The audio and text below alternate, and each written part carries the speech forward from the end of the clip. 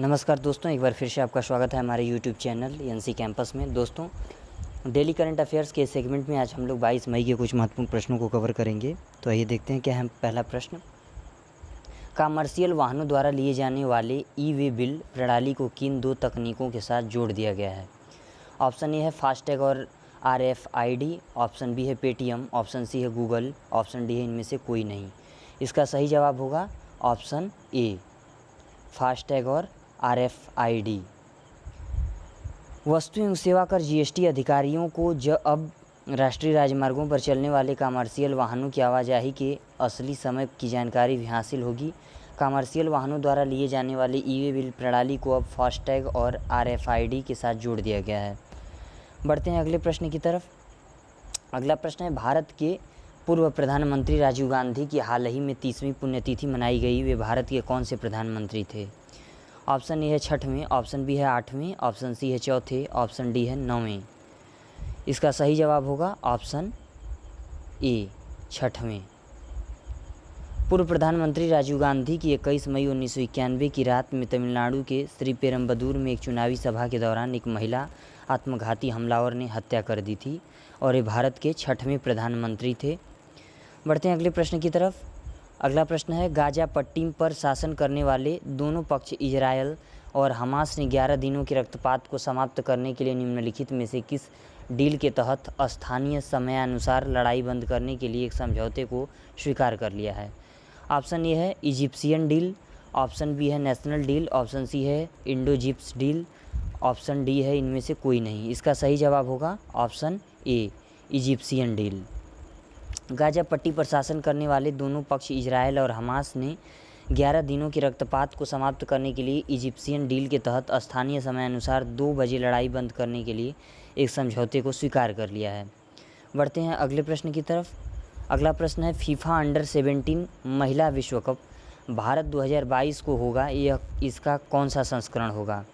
Option है 7वां, option B है 3रा, option 2 है 2वां, ऑप्शन डी है पहला।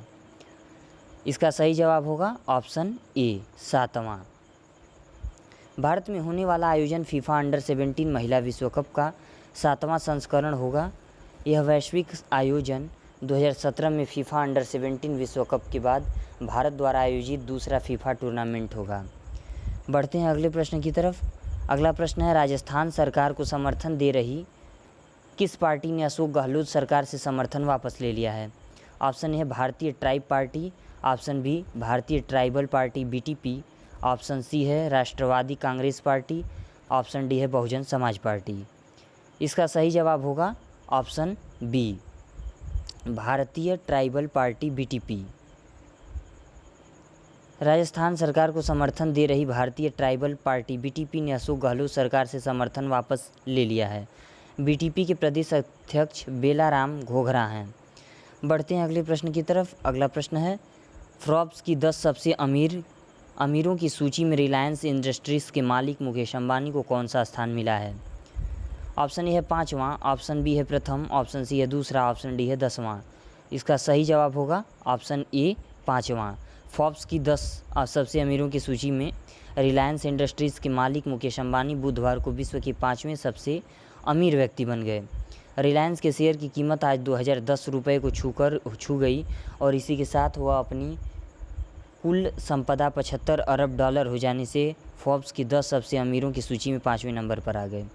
बढ़ते हैं अगले प्रश्न की तरफ। अगला प्रश्न है, मुक्केबाजी में भारत के पहले द्रोणाचार्य पुरस्कार विजेता किस कोच का हाल ही में निधन हो गया? ऑप्शन ए है मोहम्मद अली, ऑप्शन बी है शिव थापा, ऑप्शन सी है विकास कृष्ण यादव, ऑप्शन डी है OP भारद्वाज।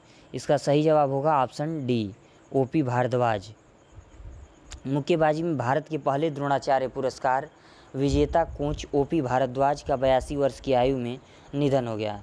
भारद्वाज 1968 से 1989 तक भारतीय राष्ट्रीय मुक्केबाजी टीम के कोच थे। बढ़ते हैं अगले प्रश्न की तरफ।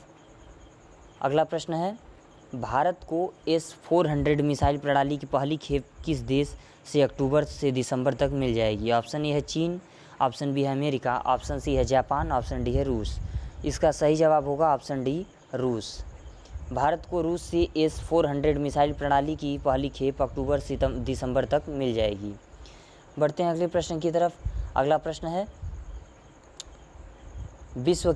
विश्व में वृक्ष मित्र के नाम से प्रसिद्ध महान पर्यावरणविद पद्म विभूषण से श्री सुंदरलाल बहुगुणा का हाल ही में 94 वर्ष की आयु में निधन हो गया। वे निम्नलिखित में से किस आंदोलन प्रणेता थे? ऑप्शन ए है चिपको आंदोलन, ऑप्शन बी है स्वदेशी आंदोलन, ऑप्शन सी है अपिको आंदोलन, ऑप्शन डी है नामांतर आंदोलन। इसका सही जवाब होगा ऑप्शन ए, चिपको आंदोलन। मशहूर चिपको आंदोलन के प्रणेता रहे सुंदरलाल बहुगुणा का 94 वर्ष की आयु में निधन हो गया। इन्हें विश्व में वृक्ष मित्र के नाम से जाना जाता है। बढ़ते हैं अगले प्रश्न की तरफ। अगला प्रश्न है, 22 मई 2021 को निम्न में से कौन सा दिवस मनाया गया? ऑप्शन ए है world hearing day, option B है international day for biological diversity, option C है अर्थ डे, ऑप्शन डी है वर्ल्ड लाइफ डे। इसका सही जवाब होगा option B, international day for biological diversity. जैव विविधता के लिए अंतर्राष्ट्रीय दिवस जैव विविधता के मुद्दों को बढ़ावा देने के लिए एक संयुक्त राष्ट्र स्वीकृत अंतर्राष्ट्रीय दिवस है। यह 22 मई को आयोजित किया जाता है। दोस्तों, यह वीडियो यहीं समाप्त होती है। वीडियो कैसी लगी कमेंट बॉक्स में जरूर बताएं। वीडियो पसंद आई हो तो ज़्यादा से ज़्यादा लाइक करें, शेयर करें और चैनल को सब्सक्राइब करना ना भूलें। धन्यवाद।